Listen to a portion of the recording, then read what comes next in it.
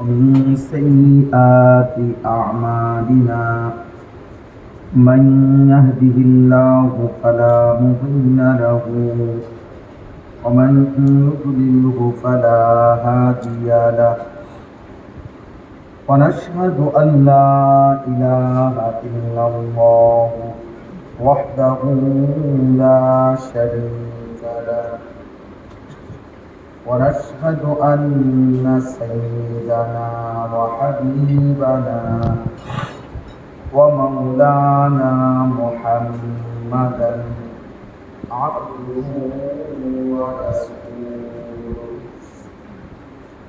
أما بعد فأعوذ بالله من الشيطان الرجيم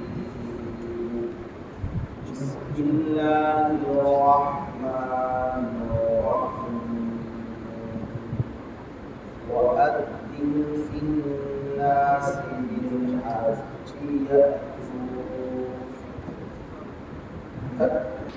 صدق الله مولانا العظيم وقال نبينا صلى الله عليه وسلم الحج المبرور ليس له جزاء إلا الجنة اللهم صل على محمد وعلى آل محمد كما صليت على إبراهيم وعلى آل إبراهيم إنك حميد مجيد اللهم بارك على محمد وعلى آل محمد كما باركت على إبراهيم وعلى آل إبراهيم إنك حميد مجيد سبحانك لا علم لنا إلا ما علمتنا إنك أنت العليم الحكيم الحمد لله الله পাক রব্বুল ইজ্জত যুল জালাল ওয়াল ইকরামের ফজল করম রব্বুল আলামিনের ইহসান মেহেরবানি দয়া আল্লাহ তাআলা আমাদেরকে আজ 3 মে 2025 রোজ শনিবার বিবাড়িয়া জেলা কসবা উপজেলাধীন জামিয়া মাদানিয়া আজকের এই ইসলামী মজলিসে আল্লাহ তাআলা আসবার বসবার আল্লাহর জন্যই জমা হওয়ার তৌফিক দান করেছেন আলহামদুলিল্লাহ। আমাদের প্রিয় ভাই হযরত মাওলানা মুফতি ইউসুফ বিন ইকবাল আপনাদের মাঝে গুরুত্বপূর্ণ কথা বলতেছিলেন। আমাদের প্রিয় নবী সাল্লাল্লাহু আলাইহি ওয়াসাল্লামের ইজ্জত আজমতের উপরে আমাদের সামনে কথা বলবেন। কোরআনুল কারীমের 17 নম্বর পারা, কোরআনুল কারীমের 22 নম্বর সূরা। সূরাটির নাম হচ্ছে সূরায়ে হজ। এই সূরার 2টি আয়াত 27-28। এই 2 আয়াত আমি আপনাদের সামনে তেলাওয়াত করেছি। এই 2 আয়াতের তরজমা অল্প একটু কথা আপনাদের সামনে আমরা আলোচনা করছি। ইব্রাহিম আলাইহিস সালাম আল্লাহ তাআলার একজন জলিলুল কদর সবাই জানেন, আল্লাহ তাআলার বন্ধু। ওয়াত্তাখাযাল্লাহু ইব্রাহিমা খলিলা। আল্লাহ তাআলা বলেন যে আল্লাহ ইব্রাহিমকে বন্ধু বানিয়েছেন।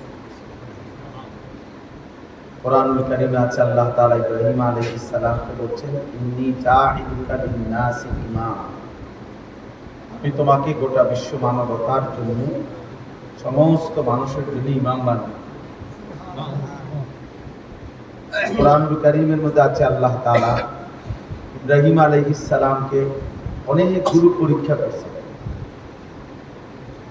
সবগুলো পরীক্ষায় তিনি শতভাগ উত্তীর্ণ হয়েছেন। রব্বুহু বিকালিমাতিন ফাআতাম্মাহুম। আল্লাহ তাআলা বলেন, আল্লাহ তাআলা তার ইব্রাহিমের অনেকবার অনেক কথা বলেই অনেকভাবেই পরীক্ষা করেছেন, তিনি সব পরীক্ষায় পূর্ণাঙ্গভাবে আদায় করেছেন। ইব্রাহিম আলাইহিস সালাম অনেক দিক থেকে ওনার অনেক বৈশিষ্ট্য। কোরআন কারীমের মধ্যে আল্লাহ তাআলা ইব্রাহিম আলাইহিস সালামের ব্যাপারে বলছেন, হুয়া সাম্মাকুমুল মুসলিমিন, তিনি তোমাদেরকে মুসলিম নামে নামকরণ করেছেন। আমাদেরকে মুসলিম নামে তিনি নাম রেখেছেন।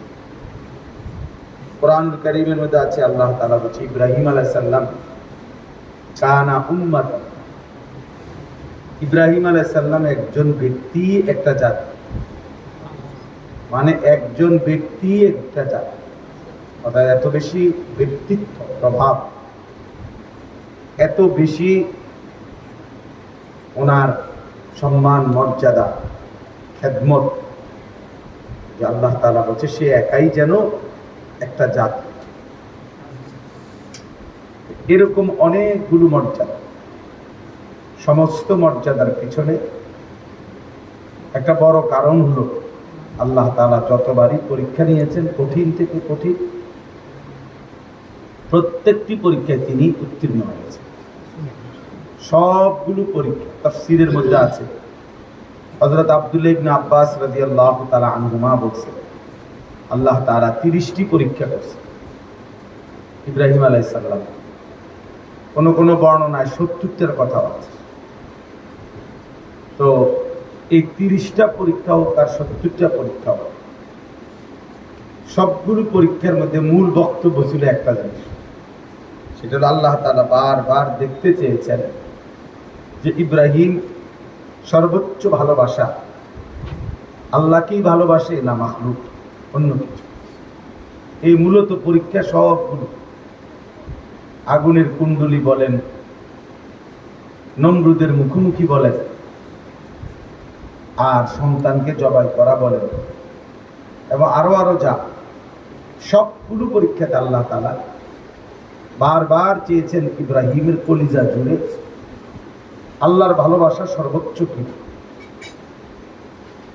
তাফসীরের মধ্যে আছে, সর্বপ্রথম খতনা, আমরা যে পুরুষ খতনা করা, এটা আল্লাহ তাআলা ইব্রাহিম আলাইহিস সালামকে আদেশ করেছেন।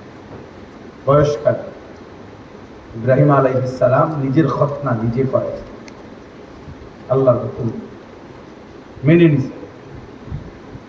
সর্বপ্রথম চুল দাড়ি সাদা হয়েছে ইব্রাহিম আলাইহিস সালাম, অর্থাৎ এর আগে মানুষের চুল দাড়ি সাদা হতো, কালোই থাকতো, মৃত্যু করে বুড়ো হয়ে যেত।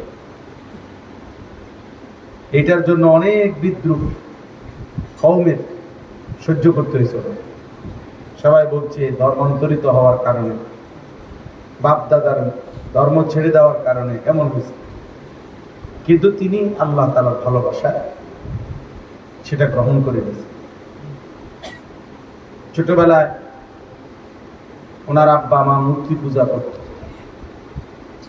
মূর্তি পূজা করতো না শুধু, ওনার আব্বা মূর্তি বিক্রি করতো, বানাই না। তাহলে মূর্তি বিক্রেতার ঘরে জন্ম নিয়েও আপন মা বাবাকে একবারে প্রথম থেকেই তিনি মূর্তির বিরোধিতা করছেন, তাওহীদের দাওয়াত দিয়েছেন।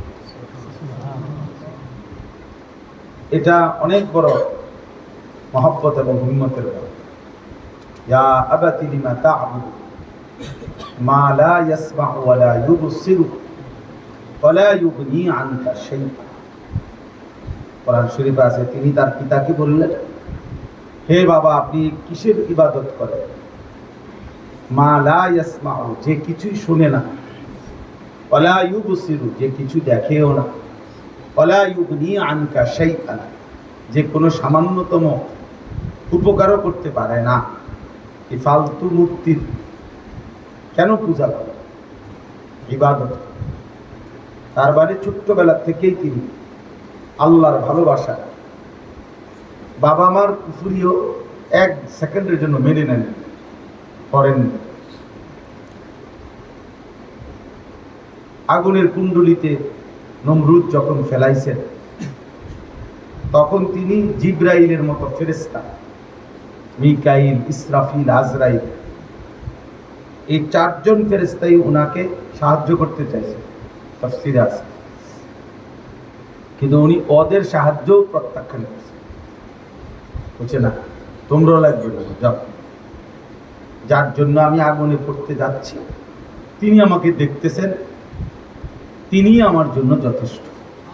হাসবি আল্লাহ, হাসবি আল্লাহ, ইব্রাহিম আলাইহিস সালামের বাবা, আমার জন্য আল্লাহই যথেষ্ট। 84 বছর বয়সে অনেক কান্নাকাটির পরে আল্লাহ তাআলা ওনার ছেলে ইসমাঈলকে দিয়েছিলেন, একটা সন্তান দান করেছিলেন। আল্লাহ তাআলা বলছেন, তুমি সন্তানটাকে আদর করবা না, চুমা দিবা না, কোলে নিবা না। বলছে ঠিক আছে, তো দেন না, আদর করবেন, আপনি শুধু তাকাইয়া দেন। আল্লাহর ভালোবাসার পরীক্ষা আছে, তাফসীরে আছে। কিছুদিন পরে আল্লাহ তাআলা বলছেন, এতদিন তো দেখতে দিছি শুধু, এবার দেখতেও দেব। চোখের আড়ালে এই বাচ্চা এবং বাচ্চার মা হাজেরাকে দূরে মরুভূমিতে রেখে আসে। ঠিক আছে, তো আল্লাহ তাআলার হুকুমে কাবা ঘরের পাশে, তখন কাবা ঘরের প্রাচীর ছিল না, এই কাবার পাশে মক্কায় মরুভূমিতে গাছপালা, তরুলতা, পানি, মানুষ, জনবসতিহীন, একেবারেই ধুধু মরুভূমিতে, একেবারেই একা রেখে আসে। এরপরে কিছুদিন পরে আল্লাহ তাআলা বলছেন, প্রথম তো দিলাম কিন্তু দেখতে দেইনি, কোলে নিতে দেইনি, দেখতে দিছি।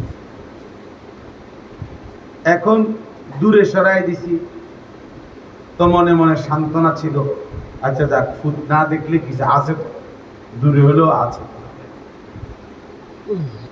তা আল্লাহ তাআলা এবার বললেন, না, আর দুনিয়াতেই থাকবে না, বরং তাকে জবাই করে আমার কাছে দিয়ে দাও। তিনি বললেন ঠিক আছে, আসলাম, আল্লাহ, আমি মেনে নিলাম, আমি মেনে নিলাম। আমার ঠিকই বাস্তবিক অর্থেই সন্তানের গর্দানে, মিনার ময়দানে গর্দানের মধ্যে ছুরি রাখছে, জবাই করতেই চাইছে। আল্লাহর কুদরতে জবাই হয় নাই, সেটা তো ভিন্ন কথা। তিনি এক বিন্দুও মূলত কোন রকম লৌকিকতা বা নয়সয় বা এমনি এমনি যে না, বাস্তবিক অর্থেই তিনি কি করতে চাইছেন, জবাই করতে চাইছেন। আরো অনেক আছে তাফসীরের মধ্যে, মানে একটার থেকে একটা অনেক কঠিন পরীক্ষা ছিল, কিন্তু প্রতিবারই তিনি আল্লাহর ভালোবাসায় সমস্ত পরীক্ষায় উত্তীর্ণ হয়েছেন। কোরআনুল কারীমের মধ্যে আছে, আল্লাহ তাআলা বলেন, ওয়াল্লাযীনা আমানু আশাদ্দু হুব্বান লিল্লাহ, যারা মুমিন তারা সবচেয়ে বেশি ভালোবাসে আল্লাহ। এজন্য মুমিনের সবচেয়ে বড় ভালোবাসা আল্লাহ। কোরআনুল কারীমের মধ্যে আল্লাহ তাআলা বলেন, তোমাদের পিতা মাতা, তোমাদের ভাই বোন, তোমাদের স্ত্রী, তোমাদের সন্তান, তোমাদের জমানো সম্পদ,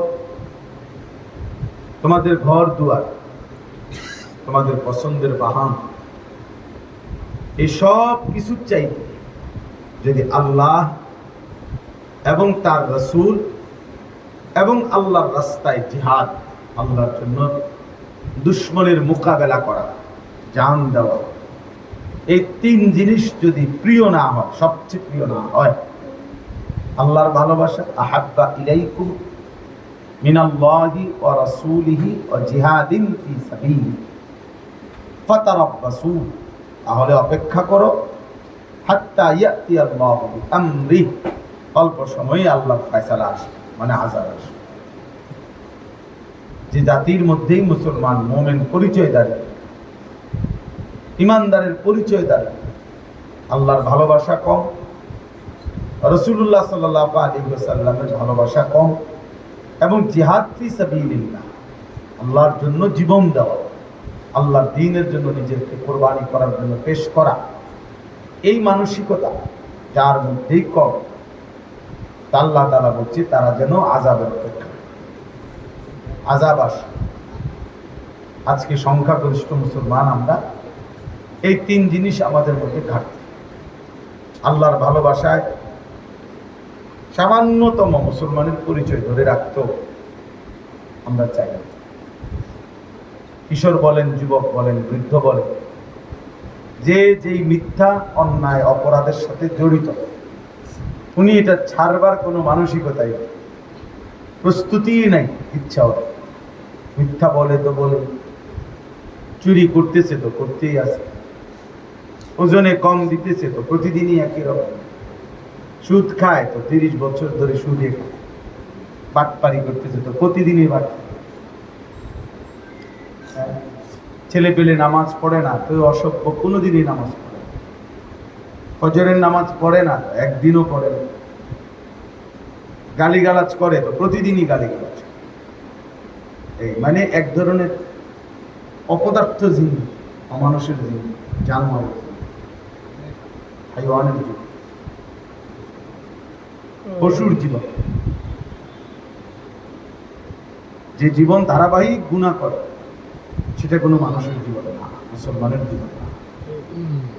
কোনো মুসলমানের জন্য ধারাবাহিক লাগাতার গুনাহ করা অসম্ভব, আর যেই কোনো মুসলমানের জন্য গুনাহ হওয়া সম্ভব। গুনাহ হবেই, অপরাধ হবেই, এটা স্বাভাবিক, কিন্তু অপরাধ লাগাতার করতে থাকা এটা অস্বাভাবিক। এইটা স্বাভাবিকতা না, বোঝা গেছে সে তার নিজের পরিচয় কর্তব্য ভুলে গেছে, প্রত্যেক দিন একই রকম পাপ, এটা হতেই পারে না মুসলমান মানুষের দ্বারা। হোঁচট খাইতে পারে কেউ, নিয়ম হইলেও কেউ চলার পথে জীবনে হোঁচট খাইতে পারে, ইসলা খাইতে পারে, কখনো সখনো কারো কোনো কাজে ভুল হইতে পারে, ব্যর্থতা হইতে পারে, লস হইতে পারে, কিন্তু যে কোনো দুনিয়ার ব্যবসায়ীও এটা বুঝবে যে কেউ লাগাতার 30 বছর প্রতিদিন লস খায়, কেউ 30 বছর বাড়ির রাস্তা দিয়া বাজারে যায়, প্রত্যেক দিনে আচার খায়, এমন হয় না। এটা আহাম্মকি কথা, এটা কেউ শুনলে বিশ্বাস করবে না। একদিন পিছলা খাইছে তো 2 দিন 3 দিন সে সতর্ক হয়ে যাবে, যেখানে একটু জায়গাটা একটু পিছলা, একটু সতর্ক হয়ে হাঁটতে হবে। তাইলে এটা খুব জরুরি। আল্লাহ তাআলার ভালোবাসা, রাসূলুল্লাহ সাল্লাল্লাহু আলাইহি ওয়াসাল্লামের ভালোবাসা, আল্লাহর রাস্তায় জিহাদের প্রতি ভালোবাসা।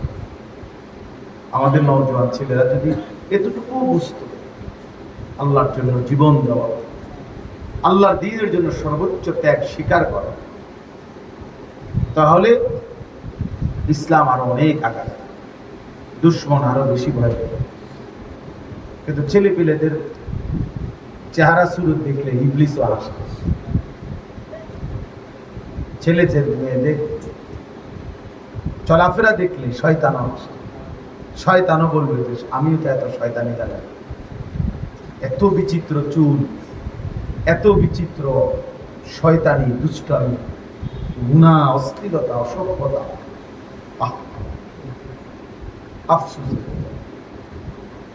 মানে ইবলিসও হাসে, শয়তানও হাসে। সম্পূর্ণ এই লাখ লাখ ছেলে মেয়ে শাহওয়াতের গোলাম, মনের একটা অসভ্য চাহিদা আছে, লজ্জাস্থানের একটা চাহিদা আছে, এইটার গোলাম। এর জন্যই নারী দেখে, ছবি দেখে, নাচ দেখে, সারাদিন মোবাইল একটা লইয়া, রোদ গরম শীত বর্ষা, আগুন পানি, হুজুর পাবলিক, বয়স্ক মানুষ, জোয়ান মানুষ, মসজিদ মাদ্রাসা, যেখানে যাইবে অপদার্থের হাত থেকে এটা সে এটা নিয়েই আছে, নিজের মতো হাসতেছে, নিজের মতো দেখতেছে, নিজের মতো যেটা বাংলাইতেছে, ছবি উঠাইতেছে, নিজের মতোই চুল রাখে, মানে এই পৃথিবীতে কেউ তাকে ভালো বলে না মন্দ বলে, মানুষ তার দিকে তাকায় না, কিচ্ছু বলে, কিছুই বলে, নিজের মতো করে হারায় গেছে। তখন যে শয়তানের ফাঁদে পড়ে অন্ধকারের রাস্তায়, অন্ধকারের গলিতে হারায় গেছে, আর বাইর হইতে পারে। আফসোসের বিষয়। তো বলতেছিলাম, ইব্রাহিম আলাইহিস সালাম প্রতিবার 70 বার 30 বার তাফসীর আছে, আল্লাহর মহব্বতের চূড়ান্ত পরীক্ষা আছে। প্রতিবারই বলছেন এটাও তোর উপরে আছে। ভালোবাসার নজরে মানুষ তাকে দেখে না, দেখলে কয় তারে দেখলে ফুটটা করার মতো মনে, দেখছো কি তারে দেখলে জুয়ারির মতো মনে, তারে দেখলে মনে হয় মা তার তারছিয়া। তো এইটাও তো বেটা তোর উপরে লাভ, যে তোর মানুষ দেখলে এই মন্দ কথা বলে, এই মন্তব্য করে, এটাও তো অনেক বড় দুঃখ, আফসোস। এটা একটা আযাব। এরপরে মানসিকভাবে পৃথিবীর হাজারো নারী নিয়ে ভাবে যে তার মানে তার নির্দিষ্ট কোনো স্বস্তি নাই, তার নির্দিষ্ট কোনো তৃপ্তি নেই। এইটা তো তার উপর অনেক বড় লাভ, অনেক বড় অভিশাপ, যে তার হৃদয়ের প্রশান্তি যেটা সুকুন, এটা নাই। সুকুন যদি থাকতো, হৃদয়ের প্রশান্তি, সে এত মহিলা দেখত। কোরআনুল কারীমের মধ্যে আছে, আল্লাহ তাআলা বলেন, আমি প্রত্যেক পুরুষের জন্য তার স্ত্রীকে বানিয়েছি। এবং কেন বানিয়েছি? লিতাসকুনু ইলাইহা। কোরআনের স্পষ্ট, আমি আল্লাহ তাআলা স্বামীর জন্য, পুরুষের জন্য স্ত্রীকে বানিয়েছি যেন স্ত্রীর মাধ্যমে সে সুকুন, এই প্রশান্তি লাভ। লিতাসকুনু ইলাইহা। আমার একজন স্ত্রী আছে, আলহামদুলিল্লাহ। আমি কেন পথে গাড়ি মানুষের বেড়ি সামনে, আমার দরকার, আমি এত বেড়ি দিয়ে করি, আমাকে আর কাম নাই, আমি শুধু বেড়ির লিগে নিয়ে আছি। তুমি পাগল। অনেক ছেলে পেলে দেখলে আমার আফসোস যে মাতাল, তুই এটা বুঝলি না যে তুই দুনিয়াতে আসছো শুধু বেড়ি, সেটা এক নারী, এটাই তোমার জীবনে, আর কোনো কাম নাই, আর কোনো উদ্দেশ্য নাই জীবনে। আফসোস। তো এই জন্য বললাম, আযাব বিভিন্ন ধরনের, মানসিক প্রশান্তি চলে যাওয়া, হৃদয় অশান্ত হওয়া, এটা অনেক বড় আযাব। স্বস্তি নাই, তৃপ্তি নাই। এই হারামখোর যেগুলো দেখবেন, একটারও কোনো তৃপ্তি নেই। 100 কোটি টাকার মালিক, এই হারামখোররে জিজ্ঞাসা করলে, না খুব ঝামেলা আছে, দোয়া খুব ঝামেলা আছে, ফ্যাক্টরিটা নিয়ে একটা ঝামেলা আছে, মেইলটা নিয়ে একটা ঝামেলা আছে, তারপরে আরো 3টা কাজ চলতেছে সাইডে, এগুলা নিয়ে একটু ঝামেলা আছে। এই হাতের ঝামেলা আর শেষ হয়, ঝামেলা আর শেষ হয়, লোনও শেষ হয় না, কিস্তিও শেষ হয় না, সুদও শেষ হয় না, নাফরমান। আর তো থামবা কোন দিন? বুড়ো হইয়া গেছো বেটা, 50 বছর 60 বছর, অহনো দুনিয়ায় গুছাইতে পারলা না, তো আখেরাত তো নাই, তো দুনিয়াও তো গুছাইতে পারলা না। খাইবা কোন দিন? খাইবা কোন দিন? এক শয়তানে প্রলোভন দিছে যে এখন উপার্জন করো, পরে আরাম করবা। পরেটা কোন সময়? কত বছর পরে? 200 বছর পরে? 200 বছর পরে নিয়ে আরাম করো। এই হলো মনে করছে পরে আরাম, এখন আগে পয়সা, ডানে বামে হালাল হারাম জায়েজ না জায়েজ সব কামাই, পরে আরাম। পরে আরাম মানে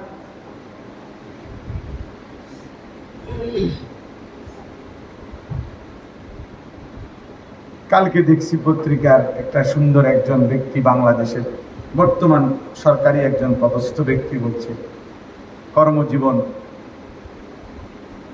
এমনভাবে শেষ করবেন যেন কর্মজীবনের শেষে হাত করা পড়তে না। আফসোস, আফসোস। এটা কেমন জিন্দিগি, যে জিন্দিগি হাতের আঙ্গুলের ইশারায় দাপটে পুরা আদালত প্রাঙ্গণ থরথর করে কাঁপত। আজকে সেই মানুষ যখন আদালতে যায়, সাধারণ মানুষ পিছন দিয়ে থাপবে না। হায় অহংকারী, অহংকার, হায় ক্ষমতা, হায় কি নিদারুণ অপমান। নির্বাক তাকায় রয়েছে, একটা শব্দ উত্তর দেয়, কি বলুন এরপরে আর কি বলবে, এরপরে আর কি বেইজ্জতি হতে পারে।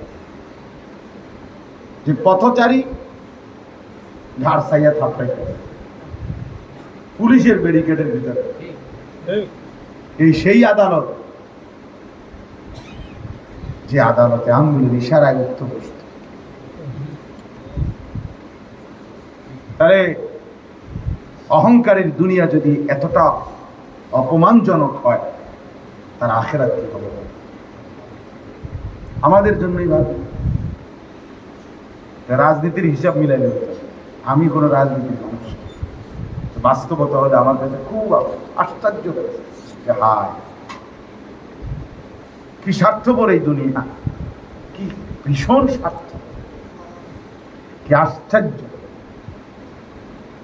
এই জন্য ছেলেরা তোমরাও মনে রাখো, একদিন এই নাফরমানির এই জিন্দিগি নিয়ে, নামাজ নাই, সেজদা নাই, আল্লাহ নাই, নারী, ছবি, মোবাইল, অস্থির দৃশ্য নিয়ে যদি একদিন জীবন শেষ হয়, কুত্তাও নাম নিত না। বলুন, কুত্তাও নাম নিত না। কুত্তা বেনামাজি মনে রাখিস, তোর নাম কোন কুত্তাও নিবে না।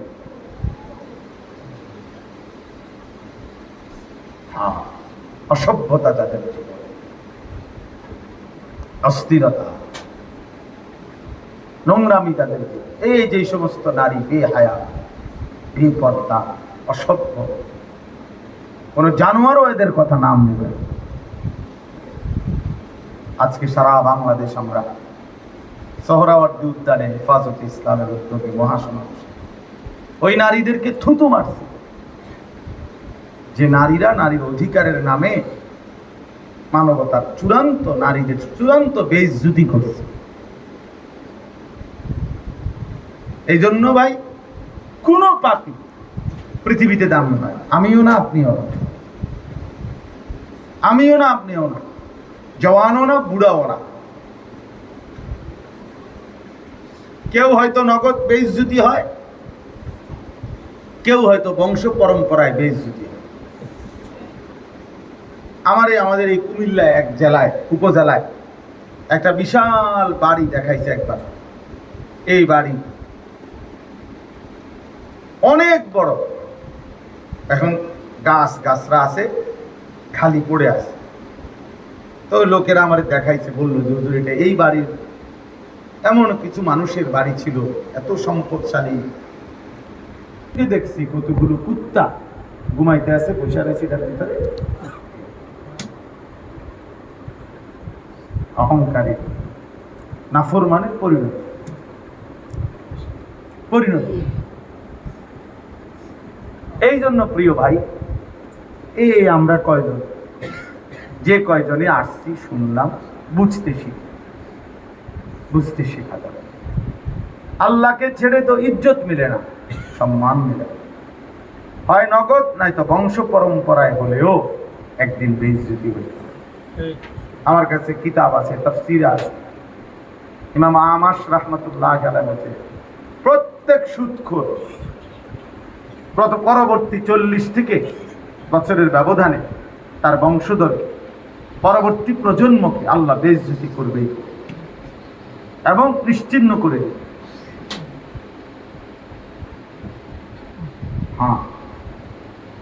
এই জন্য বাবাদেরকেও বলি, ছেলেদের, আমারও বলি, লম্বা সময় বয়ান করার সুযোগ আজকে নাই।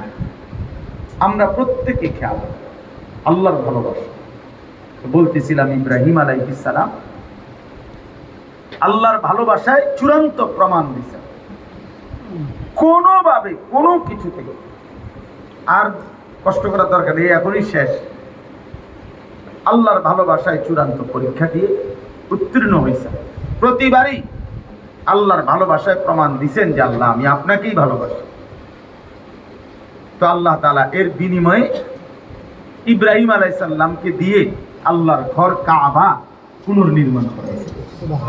আল্লাহ বলছে, ইব্রাহিম যা, সারা জিন্দেগির এই তোমার ত্যাগ কুরবানি, তোমার এই পরীক্ষায় আমি আল্লাহর ভালোবাসার চূড়ান্ত প্রমাণ, সারাটা জীবন তুমি যা দিয়েছ, বিনিময়ে আজ আমি তোমারে আমার ঘর কাবা, গোটা কায়নাতের হেদায়েতের মার্কাজ, বুদি আলিন নাস, বিশ্ব মানবতার হেদায়েতের জন্য আমি আল্লাহ তাআলা যে ঘর বানিয়েছি, সেই ঘর আমি নূহ নবীর তুফানের সময় প্রাচীর তুলে নিয়েছিলাম, ছিল না এতদিন, এখন তোমার মাধ্যমে আমি সেই ঘর পুনরায় নির্মাণ করলাম। আল্লাহ তাআলা ঘর নির্মাণ করাইয়া এবার ইব্রাহিম আলাইহিস সালামকে বললেন, এখন কি করবা? তা আল্লাহ তাআলা বললেন, ওয়াআদ্দিন ফিন নাসি বিল হজ, সারা পৃথিবীর আমার বান্দাদেরকে আমার এই ঘরের উদ্দেশ্যে, কাবা ঘর, এই ঘরের উদ্দেশ্যে হজ আদায় করার জন্য ঘোষণা দাও। সুবহানাল্লাহ, ঘোষণা দাও। ইব্রাহিম আলাইহিস সালাম বললেন, আয় মাওলা, এক মরুভূমি, এখানে তো কোনো মানুষই তেমন উল্লেখযোগ্য নাই, অল্প কয়টা মানুষ। এখন আমার ছেলে ইসমাইল হাজেরার সাথে আরো কিছু মানুষ জুটছে, তা তো সামান্য। তা আমি এই পৃথিবীর সব মানুষকে কিভাবে হজ্জের ঘোষণা দেব আপনার ঘরের উদ্দেশ্যে? তো আল্লাহ তাআলা বললেন, ইব্রাহিম, নিদা মানে আহ্বান, আজান, ডাকা, এটা তোমার দায়িত্ব, পৌঁছানো আমার দায়িত্ব। ওয়া আলাইয়াল বালাগ, পৌঁছানো আমার দায়িত্ব, তুমি দাও, তুমি আজান দাও, তুমি আজান দিয়ে রাখো। এরপরে শোনো, ইয়াতুকা রিজালান ওয়া আলা কুল্লি দামিরিন ইয়াতিনা মিন কুল্লি ফাজ্জিন আমিক, তখন দেখবা আগামী কিয়ামত পর্যন্ত কাছের মানুষগুলো পায়ে হেঁটে, আর পৃথিবীর একেবারে সর্বোচ্চ দূর দূরান্ত থেকে মানুষগুলো বাহনে চড়ে আমার এই ঘরের উদ্দেশ্যে আসবে, ঘরের উদ্দেশ্যে আসবে।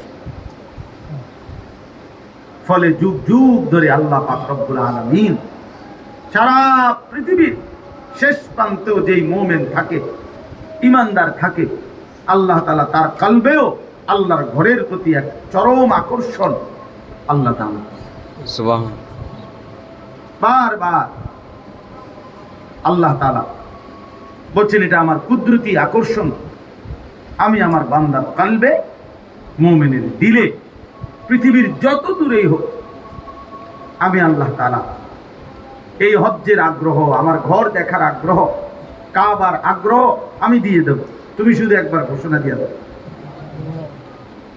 ইব্রাহিম আলাইহিস সালাম ঘোষণা দিয়েছেন। এবার যেন ইব্রাহিম আলাইহিস সালাম আল্লাহকে জিজ্ঞেস করলেন, আল্লাহ, এই হজ্জে যদি আপনার বান্দারা আসে তো কি লাভ হবে? তা আল্লাহ বলেন, লিয়াশহাদু মানাফিআ লাহুম, তারা যেন আইসাই তাদের উপকারিতা দেখে নেয়, মানে আসলেই বুঝবে রূহের কি খোরাক হইছে, আমলের মধ্যে কি বরকত হইছে, দিলের মধ্যে কি অনুভূতি যাচ্ছে, আখিরাতের প্রেরণা যাচ্ছে, নেক কাজের জজবা তৈরি হইছে, গুনাহ ছেড়ে দেওয়ার মতো হিম্মত তৈরি হইছে, আখিরাত এবং জান্নাতের জন্য নিজেকে প্রস্তুত করার যেই তৌফিক হয়েছে, এর চাইতে বড় উপকার আর কি হইতে পারে? এর চাইতে বড় উপকার। এই জন্য আলহামদুলিল্লাহ যুগ যুগ ধরে হজ্জের বরকতে, আল্লাহর ঘর জিয়ারতের বরকতে, মক্কা মদিনার এই সফরের বরকতে মানুষের জিন্দেগিতে বড় ধরনের কি হয়? পরিবর্তন। অনেক মানুষ আলহামদুলিল্লাহ পরিবর্তন হয়, বদলায়, চেহারা, সুরত, চলাফেরা, আমল আখলাকের মধ্যে পরিবর্তন, এটা উপকার। আল্লাহ বলেন, এই জন্য এমনি মুখে বলবো না, আমার বান্দা যেন নিজে এসে উপকারিতা দেখে যায়।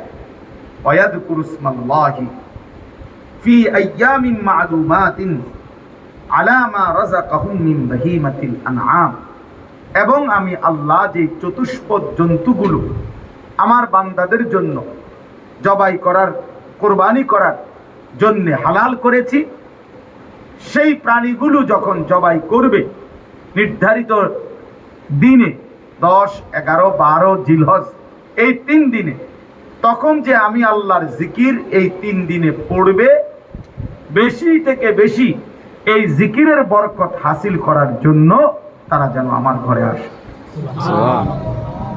তাইলে আল্লাহ তাআলা বলেন, কোন বান্দা যখন আল্লাহর ঘর জিয়ারত করে, 1 নাম্বার হলো সে নিজের চোখে তার জীবনের মধ্যে অনেক উপকারিতা লক্ষ্য করে, পরিবর্তন লক্ষ্য করে। আরেক হলো হজ্জের এই সময়গুলো একই সাথে কোরবানিরও সময়। হজের যেই 5 দিন, এর মধ্যেই মাঝখানে 3 দিন হলো কোরবানিরও 3 দিন। তাহলে হজ্জের 5 দিনের অন্তর্ভুক্ত এই কোরবানির 3 দিনে সব মিলাইয়া হাজার হাজার বার, লক্ষ লক্ষ বার আল্লাহর জিকির করার তৌফিক হয়। লাব্বাইক আল্লাহুম্মা লাব্বাইক, লাব্বাইক লা শারীকা লাক লাব্বাইক, ইন্নাল হামদা ওয়ান নি'মাতা লাকা ওয়াল মুলক লা শারীকা লাক। এইটা একটানা পড়ে, এটা আল্লাহর জিকির। আমি আলহামদুলিল্লাহ মনে করেন 16 কিলোমিটার হাইটা গেছি, মিনার তাবু থেকে আরাফা, আরাফা থেকে মুজদালিফা, মুজদালিফা থেকে আবার মিনা, মিনা থেকে আবার মক্কা শরীফ, কাবা। গত বছরও গেছি। এই সময় হৃদয়ের একটা আলাদা আল্লাহকে জিকিরের বরকত হয়, হাজার হাজার আল্লাহর স্মরণ বান্দার জবানে মস্ক হয়ে যায়। তাওয়াফ করে বারবার। আরে আমার ছাত্র তো নাম কি, নূর মোহাম্মদ। এর আমার একজন ছাত্র আছে, আমি খুব সম্ভব কোন সালে যেন 2018 সালে খুব সম্ভব মনে হয় না, না কি জানি। তো আমি যখন হজে গেছি, ও আমার সাথে দেখা করতে আসছে, কাবা করে, ও জিদ্দা থাকতো। তো আইসা আমারে বলতেছে, আমি তাওয়াফ করে বসছি মাতাফ। তো বলছে, হুজুর আপনি চলেন না একটু বাইরন, আপনার একটু নাস্তা করাম। আমি বলছি, না আমার তো আরো 10টা তাওয়াফ পুরামু, তো তুই বল, আমি একটু পরে বাইরে। তো আমাদের সাথে একজন বুঝেছে, কয়টা তাওয়াফ? এবারে বললো যে 10টা তাওয়াফ। 10টা তাওয়াফ মানে 70 চক্কর, 7 চক্করে 1 তাওয়াফ। আমি অনেক আগে, একটু আগের থেকে শুরু করছি, টানা একটু পর পর জিরায় জিরায় নিয়ত করছিলাম 10 চক্কর তাওয়াফ করব। তো ওই সময় এটা দেখছি যে ভালোবাসা, মহব্বত, আল্লাহর ঘর জিয়ারতের বরকতে এত বেশি পরিমাণ আল্লাহর জিকির নসিব হয়, যেটা অন্য সময় হয় না। এইটাই আল্লাহ বলছে যে আমার ঘরের হজ করতে আসতে বলো, ঘোষণা দাও, আমি আল্লাহ পৃথিবীর শেষ প্রান্ত থেকে আমার বান্দাদেরকে আনবো, আর এনে আসলে তারা নিজের চোখেই উপকার দেখবে নিজের জীবনে। আর আমি আল্লাহ তাআলার জিকির হজ্জের দিনগুলোতে, কোরবানির দিনগুলোতে বেশি বেশি আমি আল্লাহ তাআলার জিকির করব, এরই মাঝখানে কোরবানিও করব। এই জন্য তাফসীরের মধ্যে আছে, কোরবানির মধ্যে মূল মাকসাদ কি? আল্লাহর জিকির। কোরবানির মেন প্রাণটা কি? প্রাণীটা। কোরবানির মেন মর্ম, হাকিকত, নিগুড় তথ্য হইল এই কোরবানির প্রাণী জবাই করবার সময় যে আল্লাহর নাম কয়, বিসমিল্লাহ আল্লাহু আকবার বলে, এই যে আল্লাহর নাম নেয়, সবাই চিৎকার দেয়, এইটা যে বলে আল্লাহর নাম নেয়, এইটাই আল্লাহ তাআলা চায়। সুবহানাল্লাহ। এইটা মূল মাকসাদ, মূল মাকসাদ। এই জন্য চলেন, কথা শেষ। হজ্জের মৌসুম এখন, সারা বাংলাদেশ থেকে, সারা পৃথিবী থেকে আল্লাহর বান্দারা হজ্জের সফরে ছুটতেছে। আলহামদুলিল্লাহ, ফ্লাইট শুরু হয়ে গেছে 29 তারিখ থেকে। এখন তো চলতেই আছে, আমাদেরও ফ্লাইট 28 তারিখ ইনশাআল্লাহ। তো সারা পৃথিবীর আল্লাহর বান্দারা হজ্জের সফরে যাইতেছে, কোরবানির প্রস্তুতি নিতেছে। আমাদেরও এটা মনে রাখা চাই, হজ এবং কোরবানি ইসলামের এই গুরুত্বপূর্ণ মহিমান্বিত ইবাদত। এই ছোট বড় প্রত্যেকের দিলের মধ্যে এটা চাওয়া উচিত যে আল্লাহর ঘর জিয়ারত করব। আমি সব সময় বলি যে এই চোখ কালো গিলাফ আল্লাহর ঘর কাবা দেখে নাই, যেই চোখ মদিনার সবুজ গম্বুজ রাসূলের রওজা দেখে নাই, এই চোখ যেন কিছুই দেখে নাই, ওই চোখ যেন কিছু দেখে। এজন্য চোখের সার্থকতা, চোখের জ্যোতি বাড়বে, চোখের শক্তি বাড়বে, আল্লাহর মহব্বত বাড়বে, রাসূলের ভালোবাসা বাড়বে, আল্লাহর ঘর জিয়ারতের স্বপ্ন। ছেলেরাও বয়স্ক, আমাদের দেশের বুড়া মানুষ, ওনারা ছেলে বিদেশ পাঠাইয়া সব সংসারের কাজ সাইরা, ছেলেরা যদি কেউ দয়া কইরা বিদেশ পাঠায় এবার এই আশা বসে থাকে, অথচ উনি টাকা ব্যবস্থা করে এত বড় সংসার সব বুঝাইছে, লক্ষ লক্ষ টাকা 3 ফুলা বিদেশ পাঠাইতে 3-12 লাখ টাকা লাগছে, উনি মিলাইছে, বাইক বিল্ডিং করছে, রাস্তার লগে জমি কিনছে, ফার্নিচার করছে, সব ব্যবস্থা করবার সময় অসুবিধা হয়েছে না। কিন্তু নাফরমানরে যখন বলা হয় আল্লাহর ঘরের হজ করবেন না, এই সময় আর কয় আমি করতে আমার কিছু আছে, ফুটাইতে যদি পাঠায় তাহলে গেলাম যাইতাম। বাটফারি কথা, টাঙ্গাইয়া যখন ফেরেশতা ফিরবো কবরে বুড়া মিয়ারে একদম আড্ডি মাড্ডি গুড়াগাড়া করে নেব, তখন মস্কারি কার লগে করছে, তামাশা কার সাথে করছে। আল্লাহ আমাদেরকে মাফ করে দেন। আপনাদের কাছে একটা ছোট্ট 2 মিনিট অনুরোধটা হলো, এই মাদ্রাসা দেখেন, আসলে আমার আজকে খুব মায়া লাগে সবসময়, বাচ্চাগুলো সারাদিন কষ্ট করে আশায় থাকে, কিন্তু আপনার ঘরে বসার জায়গা দিতে গিয়া